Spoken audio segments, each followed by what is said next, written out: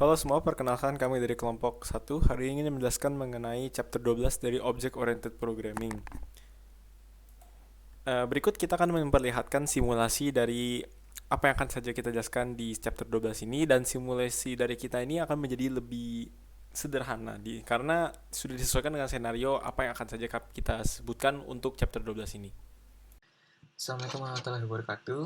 Saya di sini Muhammad Aditya Pratama akan menjelaskan abstrak. Tapi di sini kita akan melihat abstrak dalam menggunakan project The Fox and Rabbits Project. Merupakan sebuah simulasi kehidupan dari binatang rubah dan kelinci. Dengan segi yang dilihat adalah aspek mana yang paling mempengaruhi besarnya sebuah populasi, yaitu kelahiran, kematian, dan makanan. Terdapat tiga kelas utama, yaitu fox atau rubah, rabbit atau kelinci, dan simulator atau simulasi. Di mana kelas simulator adalah untuk membuat kondisi awal dari simulasi, kemudian mengendalikannya. Kelas tersebut berisi dari fox dan rabbits, yang dimana siklus kehidupannya di dalamnya.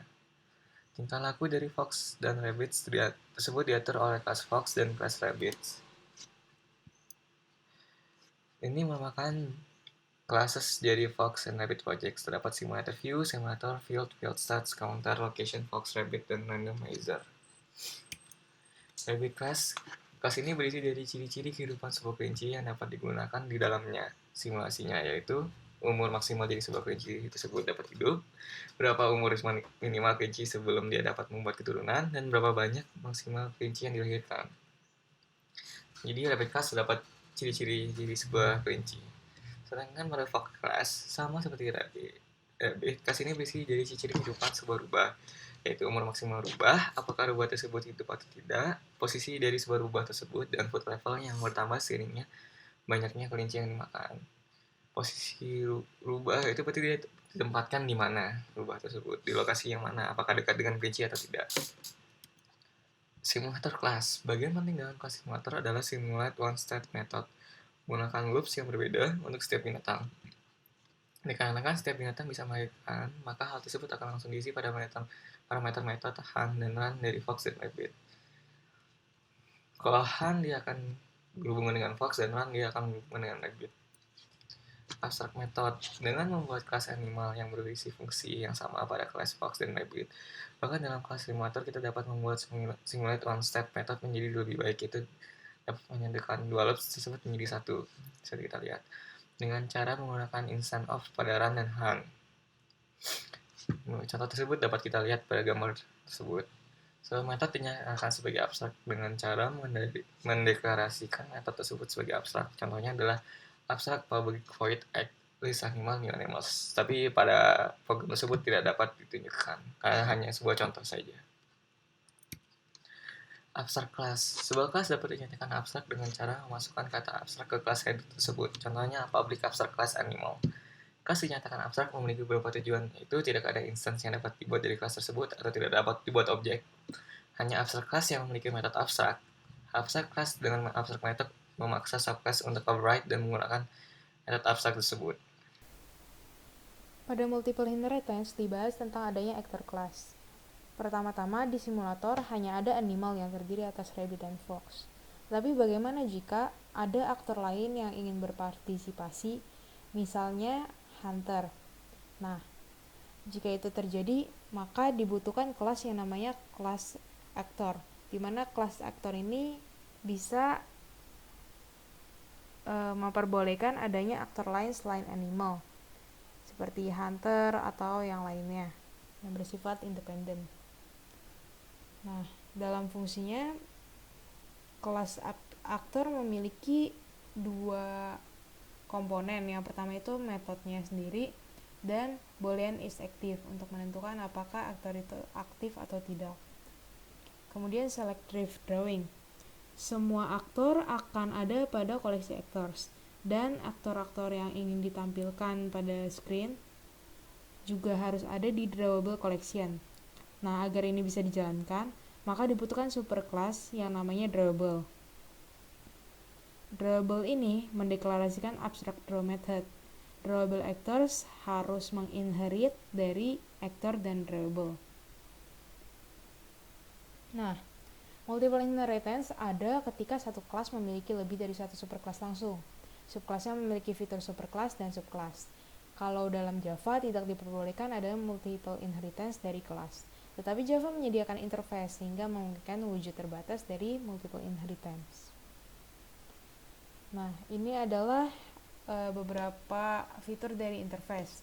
Keyword interface digunakan sebagai pengganti keyword class pada header declaration. Interface tidak memiliki constructor maupun instant field. Constant class field dengan visibilitas public diperbolehkan dalam interface, misalnya static final.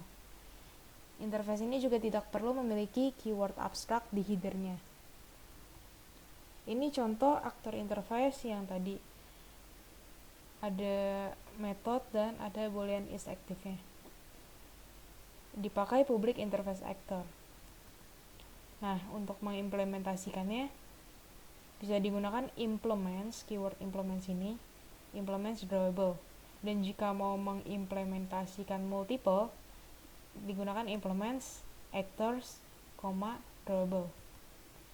Interface bisa tidak memiliki instances langsung, tetapi berperan sebagai subtypes untuk instances dari kelas lain. Karakteristik utama interfaces adalah memisahkan definisi fungsional dan implementasi. Contoh penggunaan interface pada Java Collection Hierarchy ada pada interface list, di array list dan linked list. Bisa dilihat pada bagian ini, array list dan linked list sama-sama mengimplementasikan interface list.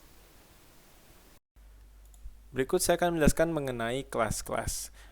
Kelas ini tidak memiliki fungsi yang signifikan tertentu, hanya saja lebih ideal bagi semua tipe untuk memiliki objek kelas di dalamnya. Kelas juga memiliki sebuah tipe parameter yang dapat menentukan subtype dari kelas mana yang sedang menjadi bahan referensi, sehingga bisa membedakan sebuah objek apakah sama atau tidak bila namanya sama. Lalu kita akan lanjut mengenai apa yang kita pilih dari abstract class atau interface. Keduanya kurang lebih sebenarnya sama, memiliki implementasi yang konkret seperti instance field, constructor, atau badan metodenya. Namun, beberapa sumber mengatakan bahwa interface itu lebih lightweight dalam minimisasi constraint dan dalam implementasi kelas. Interface juga mampu memberikan inheritance yang banyak dan mampu memisahkan tipe spesifikasi dari implementasi dan mampu memberikan coupling yang lebih sedikit. Sehingga dalam beberapa kasus, inheritance lebih dituju dibandingkan abstract class. Jadi, apa saja sih yang kita sudah pelajari mengenai inheritance hari ini? Kegunaan utamanya itu untuk menginherit sebuah code dan juga type, sehingga memberikan kemampuan untuk code reuse, polymorphism, dan specialization. Ketika inherit dari kelas, maka yang di-inherit adalah implementation dan juga type-nya. Namun, ketika inherit dari interface, yang di-inherit adalah keduanya, hanya saja dipisahkan. Ketika ada kejadian di mana beberapa bagian dari masing-masingnya dibutuhkan, maka akan men-inherit dari abstract class. Dan juga hari ini saya akan memberikan kesimpulan untuk apa yang sudah kita pelajari hari ini. Abstract class adalah kelas yang bertujuan untuk tidak memiliki instance dan berguna untuk menjadi superclass dari kelas yang lainnya. Konstruktor lain yang digunakan untuk menetapkan type adalah interface, sama seperti abstrak namun tidak ada implementasi, dan dapat digunakan untuk memberikan specification untuk sebuah class. Java memberikan kemampuan untuk banyak inheritance tapi hanya ada pada interface. Sekian untuk video hari ini, terima kasih sudah menonton, semoga bermanfaat.